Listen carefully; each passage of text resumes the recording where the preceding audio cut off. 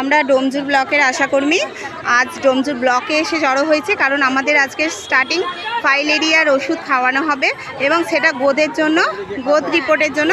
কিন্তু সেটা এতটাই কাজের দিয়েছে, ক্রাইটেরিয়া দিয়েছে, যেটা আমাদের পক্ষে সম্ভব হচ্ছে না। হালকা করে দিলে আমরা কাজটা নিশ্চয়ই করতাম, কিন্তু সেই জন্য আমাদের কথা শোনা হচ্ছে না বলে আমরা ডোমজুর ব্লকে এসেছি।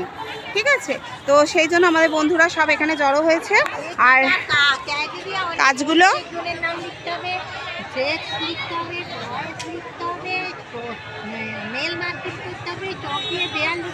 তোমার ভিডিও হচ্ছে, বলো, বলতে থাকো কি কি বলেছে। থাইরয়েডের জন্য হ্যাঁ, সব এখানে কার্ড এখানে 2 টাকা দিয়ে করে মেডিসিন ডিপার্টমেন্টে দেখাতে হবে।